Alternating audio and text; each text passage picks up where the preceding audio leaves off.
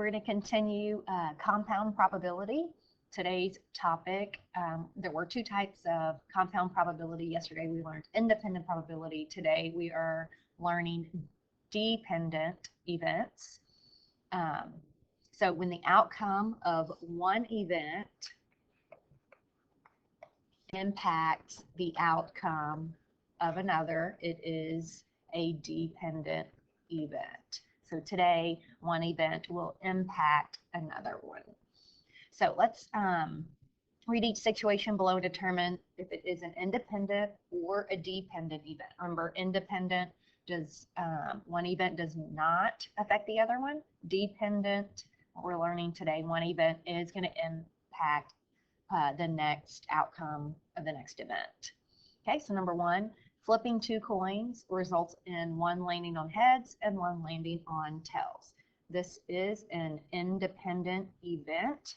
Flipping coins and is not going to impact when you flip it the second time. Number two, the captain of the football team is selected and then the co-captain is selected. This is a dependent event because when you choose out of a group of a football team, once you choose one person, you cannot choose them again. And so that second time you're going to choose, the second person you choose for a co-captain cannot be the captain. And that does also affect the total number that you're going to pick from the football team.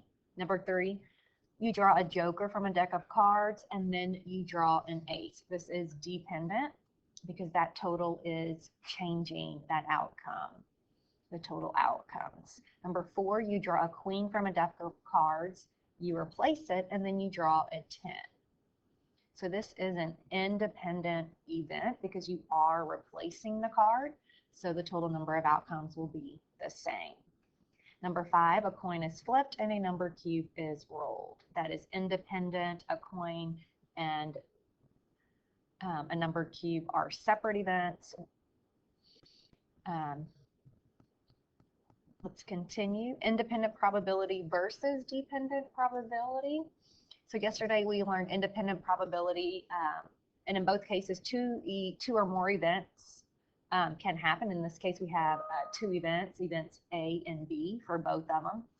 If we identify an independent situation for probability, we do want to find the probability of A, then find the probability of B separately, and then we are going to multiply.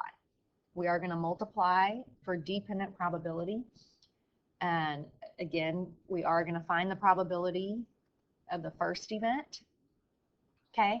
And then the second time, we're going to find the probability of B after A, because that outcome is going to change. The total number of outcomes after we choose A, B is going to be impacted. Okay, so let's look at these two examples here. We're going to determine the probability of the events. And so we have that Neil goes to the pet shop and selects a treat for his dog. He chooses one and then chooses another. What's the probability that Neil selects a bone and then a ball? So this is a dependent, because when you're at the store, you're going to select the bone, and then the number of outcomes is going to change when you go select the ball. So the probability of selecting a bone, there are 1, 2, 3 bones out of 7 possible outcomes. And then we're going to choose a ball. So once you've chosen a bone, we have 1 less, okay?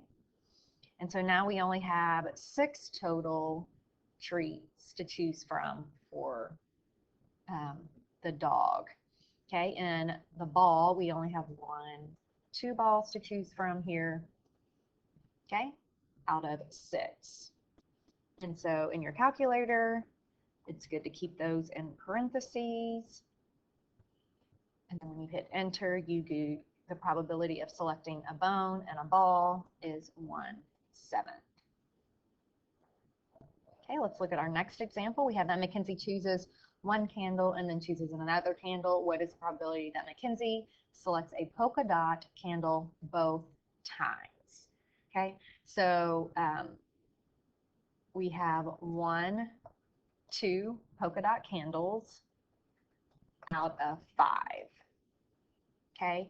So she chose 1 polka dot candle, right? So she chose it. You cannot use the candle again. And so now we are only left with 4 candles, and we're selecting polka dot both times. So the second time we choose it, there's only going to be 1 polka dot candle remaining.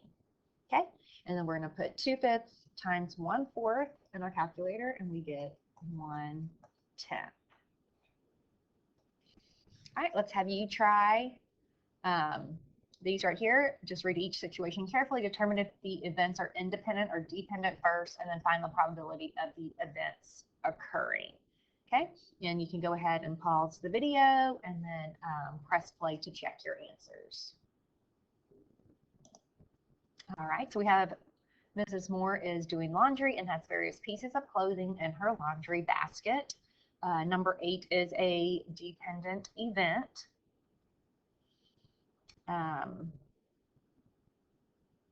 so, yeah, we got an answer of 148.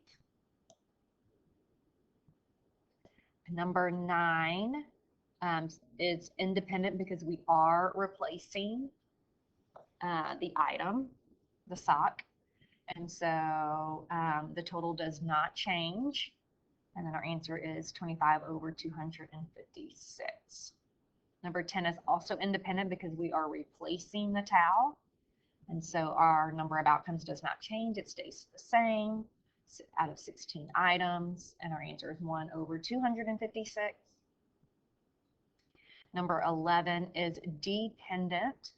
You're selecting the skirt, and and so that's going to affect when you choose a top. So we're going to have 1 less total number of items, and there's only 1 top out of 15. And so our answer is 1 over 120. And number 12 is dependent. We're going to select a pair of matching solid socks. So once you choose one, the first one, it is out of 16. Okay. And then this, because you kept that first sock, we have 1 less sock, which is 3, and our total is 1 less as well. And our answer is 1/20.